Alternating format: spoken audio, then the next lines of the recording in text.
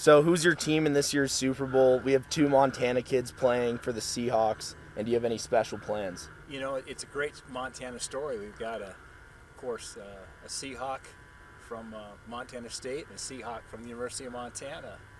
When I was a kid growing up here in Bozeman, I introduced Steve Largent to a student body assembly at Bozeman High School once upon a time. He was a Hall of Fame Seahawks receiver. But it was one of the first NFL games I saw as a little kid growing up in Montana was the Seahawks. I'm all for the Seahawks. All right. The big, beautiful bill codified a 25% increase in logging on federal lands. Where do you draw the line between preserving a beautiful place like where we're standing and boosting production? Yeah. Well, most Montanans believe we need to have more common sense forest management across Montana. I think we're sick and tired of breathing the smoke in the summertime. We've got about 130 million board feet of timber tied up in lawsuits at the moment on our national forests. So we either are going to manage the forest or they're going to manage us through wildfires and catastrophic wildfires. And so Montanans, if want to see better forest management, what we move forward with the Working Family Tax Cut bill is more responsible forest management, and to get back in the forests and get back to thinning them. When you thin the forest, it helps reduce the risk of catastrophic wildfires. It improves wildlife habitat. It protects watersheds, and importantly, provides work for our loggers and our sawmills. In fact, when I was a kid growing up in Montana, we had 30 active sawmills across our state. Now we're down to less than a half dozen. Okay, and so now that Congress passed this funding bill, what do you see as like the next hurdle in your guys' horizon? Yeah, well, we're going to have another funding bill coming up on September 30th. Remember, the federal fiscal year ends on September 30th. So we got this one done for this fiscal, but we're going to face another, the appropriation process, the budgets that will need to get passed prior to September 30th. So I'm grateful to see that we got the appropriations done. President Trump has signed them. They were bipartisan, which is really good news. We need more bipartisan cooperation in Washington. The spending bill is actually an example of Democrats and Republicans coming together and getting a strong bipartisan vote for these spending bills. Okay, and so as you know, there's been protests, here in Bozeman and in Missoula, obviously in Minneapolis where most of the protests are happening. Do you think there's a need for any reform? Yeah, well, I think first and foremost, and it's tragic what happened to Mr. Preddy there in Minneapolis. Awful to see the loss of life. But I think it's important we take the temperature down. When a member of law enforcement uses lethal force, whether it's a police officer, Montana Highway Patrol, a sheriff or sheriff deputy, you put that member of law enforcement on administrative leave with pay, and then an independent investigation is conducted. What were the circumstances around the loss of life? That's what needs to happen with this tragic loss of life in Minneapolis. I think we don't want to overreact. We want to remember that there are 22,000 members of ICE that show up every day across our country doing their jobs well. They have taken 150,000 violent, criminal, illegal aliens off the streets. Remember Laken Riley from Georgia, a beautiful young woman who was tragically murdered by a criminal, illegal alien. So what's happening with ICE is they're making our communities and our nation safer. What happened in Minneapolis needs to be investigated. And I think let's get the investigation completed before we jump to conclusions about what reforms might be needed here to ensure that doesn't happen again. Okay. So as you know, the federal government has made the promise of being the leader in the artificial intelligence race. The governor even created a task force, as you know. How do you think the state can ramp up energy to meet the demands of these large data centers? Yeah. Well, we're going to need to embrace this next generation of technology, artificial intelligence, but one of the key constraining factors will be energy. We need more baseload power. That's why it's very important. We have coal production, we've got nuclear, we've got hydro, we've got natural gas. That's baseload power, which is needed. Intermittent sources of energies, which I don't oppose. We need more electrons on the grid, but the wind doesn't always blow, the sun doesn't always shine. And that's the challenge with intermittent sources of energy. You need baseload power. So I'm grateful that we're continuing to expand baseload power. Montana has been blessed with a lot of hydropower. That's a very reliable and affordable source of energy, but we need more of it. And that's why we're going to have policies that are pro-energy to continue to develop our natural resources at the same time to meet the demands of the next generation of technology. Okay, we've gotten viewers have reached out and things like that about like some of these AI data centers with concerns about water and how they're going to impact, surrounding rivers and things like that. How do you kind of strike up that balance? Yeah, well, as we know, you start talking about impacting our rivers, those are fighting words. As a lifelong fly fisherman in Montana, but that's where we're going to have, the cooling capacity wouldn't be done through taking water out of any rivers. That's going to be done through certainly more power, more electricity, and that's why we're going to have more power generation. Very, very important. Remember that Montana has the most recoverable coal in the United States. We're about fourth in production, but we have the most potential of any state in the United States. And we can responsibly develop additional coal resources. There's technologies of carbon sequestration, so you can do that in a sustainable way, but that also is affordable, reliable, baseload power. We need more of it, not less of it. So you view Colstrip as being a leader for that? Absolutely. Colstrip is a great gift to Montana. Think about what they've done here, providing baseload power. Remember, when we have very cold snaps, we haven't had any this winter, but when it gets really cold in the wintertime, usually that's a high pressure system that comes in. What happens when those temperatures drop? Usually the wind stops blowing. And when the wind stops blowing, you don't have wind production in terms of energy. That's why you've got to keep more baseload power on the grid. It literally can be a life and death situation. And Colstrip has been a great example of supplying great jobs, affordable energy, and something we're going to need more of, not less, going forward. Do you think there's room for nuclear power here in Montana? There is, and we're going to need more nuclear power. That's baseload power. And they've got what they call SMRs, small modular reactors. They're smaller, they require less cooling capacity, and you can actually put some of those in the ground. So use the natural part of cooler temperatures in the ground here to reduce temperatures, which is a natural part of the nuclear process. But we need to have more nuclear power, more coal, more natural gas, more oil, more wind, more solar. We're going to truly have an all-of-the-above energy portfolio. So you're saying a mixed bag? Absolutely. You don't want to put all your eggs in any one basket. Okay. So this is probably the number one question we've been getting through email and on social media and things like that. Would you be willing to commit to an in-person town hall? Well, I tell you, I spend most of my day meeting with Montanans. I think we've done countless number of town hall meetings. We use technology for that. What I have found, Montanans, we've had in-person town halls, and then we do call teletown hall. Montanans' feedback to us is the teletown halls reach thousands of Montanans. An in-person town hall might reach a few hundred. These teletown halls will get 10, 20,000 Montanans from every corner of the state. Because how do you make sure somebody from Ekalaka or from Winnett or from Libby can also participate in something like that? And if Montanans come in and listen to those, we get people who have strong views, differing from my views. It's important their voice is heard. But one of the most important things I can do is keep hearing from all 1.1 million Montanans. And that's what I do when I'm back in Montana, when I'm back in Washington. I'm getting input from across the spectrum, politically speaking, around what's important to them. So we're at a barley field here. You mentioned on your Twitter that you met with some leaders in that industry yesterday. What would you say those discussions have looked like?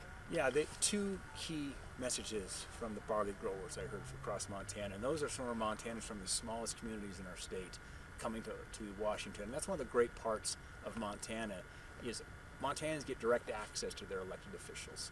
So I spoke directly face-to-face with them in my office this week. Two concerns. One's the price of barley, clearly.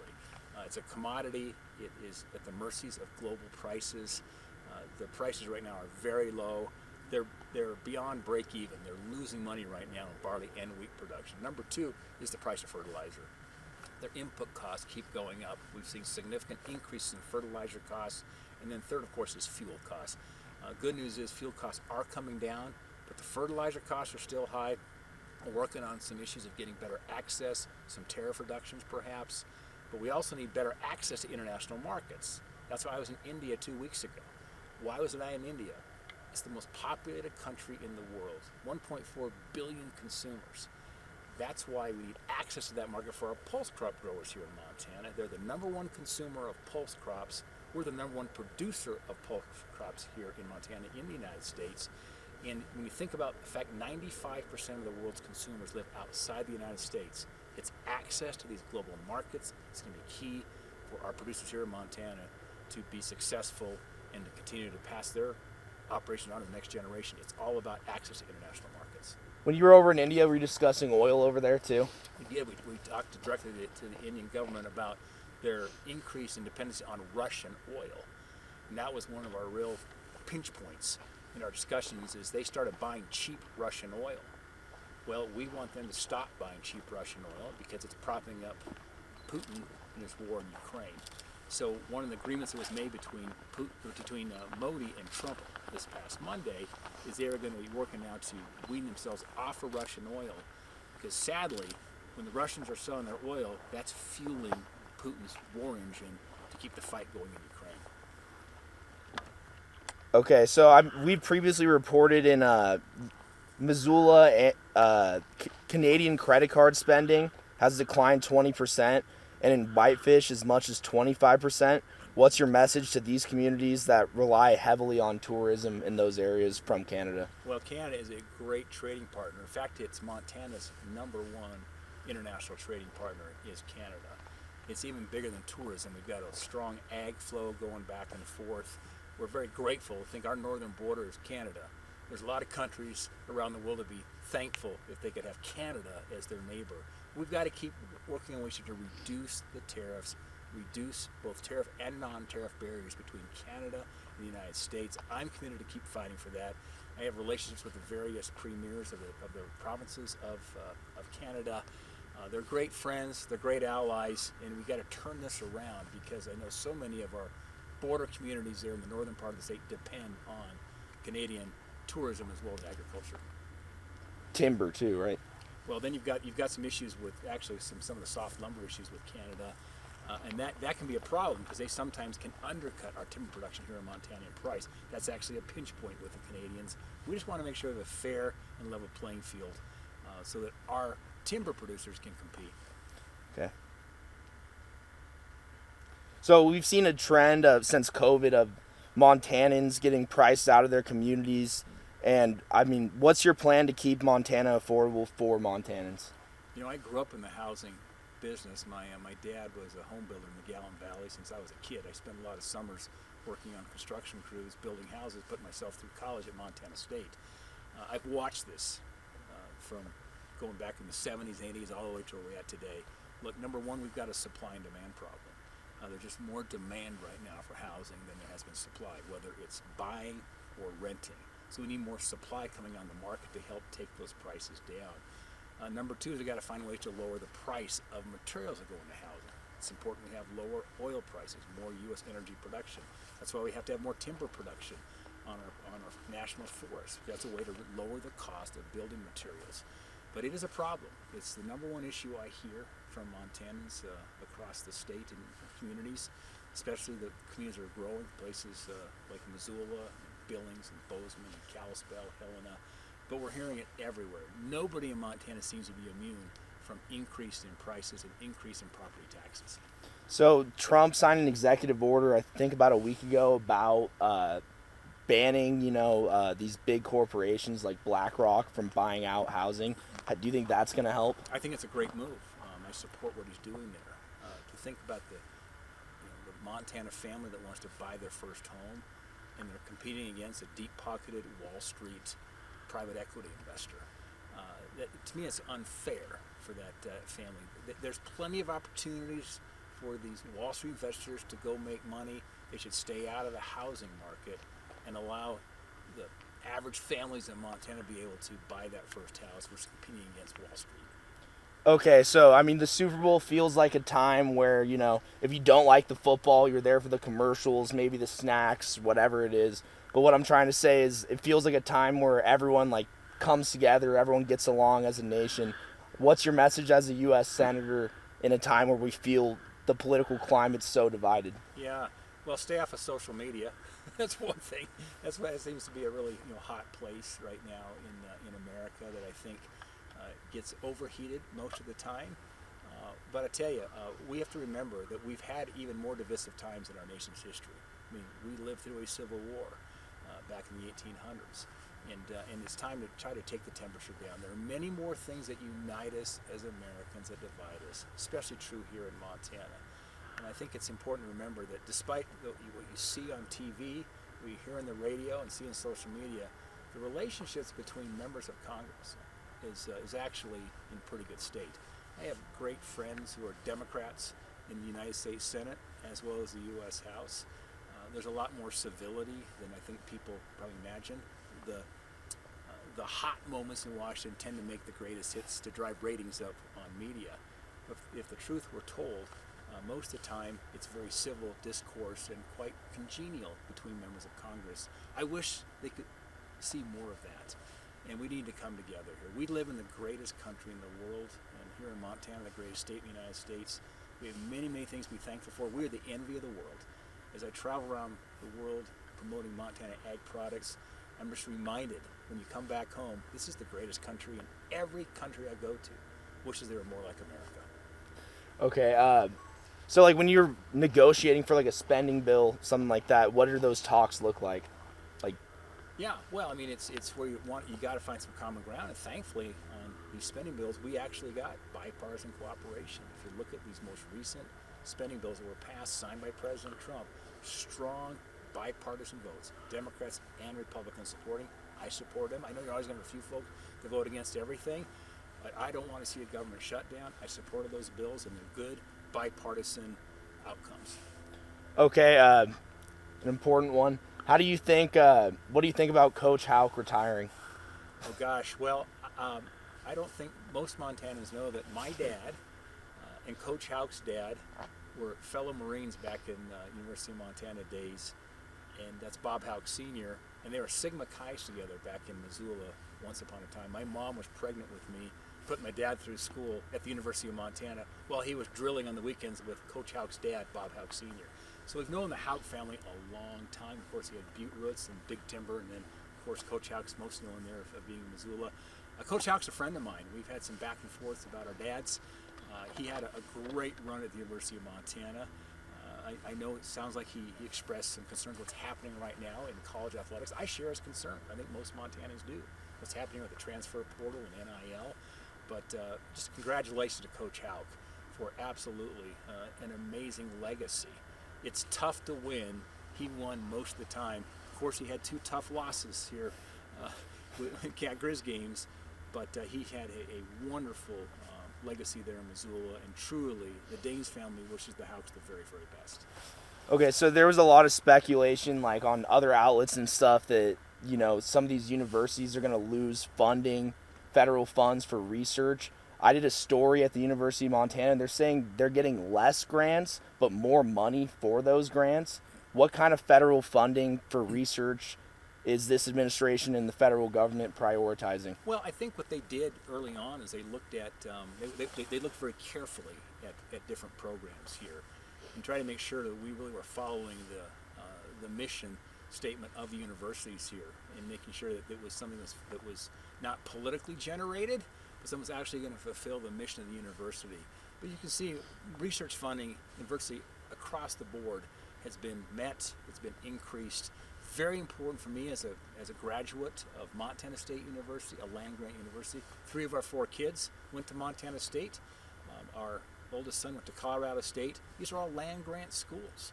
I believe in public education. I believe in the importance of funding the research. I'm a chemical engineer by degree, very supportive of STEM education and technical research. This is all part of what makes Montana great. In fact, just where we're standing here across the county road, that's the MSU Ag Research. Very important that we have research dollars to generate the next generation of barley, of wheat here that are more disease resistant and drought tolerant. So the Rural Transformation grant, a lot of money here for rural health care. How do you hope that gets spent? Well, it was amazing. We had over $200 million for Montana for rural health care, and that's going to be every year for the next 5 years. So that'll be over $1 billion that's going to come into Montana for rural healthcare. That's something that was signed in that working family tax cut bill that President Trump signed in July. Very important as we see the decline of our rural communities, the battle we face right now across Montana. Tough times. If you lose these hospitals, these rural medical clinics, you lose your community. And there's nowhere for those folks in these rural parts of the state to go for health care without having to travel hours and hours and hours. So it's a big win for rural Montana. Proud to support that, something we negotiated with the administration. I was proud to see that get across the finish line. So he's got a drone over here. When I was doing that story, they talked about the potential of delivering pharmaceutical drugs by drones with this money. The University of Montana is working on that. Do you see that as an option? Well, always be looking at innovative ways to make life easier and more affordable for Montanans. And I think this is the brave new world we're going to be into. Is finding more cost-effective ways that can lower costs and actually improve service and delivery. So I think it's an exciting part of it. Drones are being used widely now in agriculture, and I think it's kind of the next generation we're going to see here in making our farms and our ranches more productive. Okay, a lighter one. Do you have like a favorite? Do you have like a Super Bowl tradition or like a favorite snack or anything like that? Yeah, you can't beat chips and salsa and some chips and dip and so forth. But we're going to be spending Super Bowl with my mom and dad are going to come over. Probably a quieter Super Bowl evening, but we always enjoy spending some time with family and friends, watching the Super Bowl. Lots of great memories. But this is going to be a fun Super Bowl to see a couple of alums of both the Grizz and the Cats on the field there for the Seahawks. Be a proud moment for Montana. Score prediction? Well, the spread has Seahawks by 5 right now. I say Seahawks by a touchdown.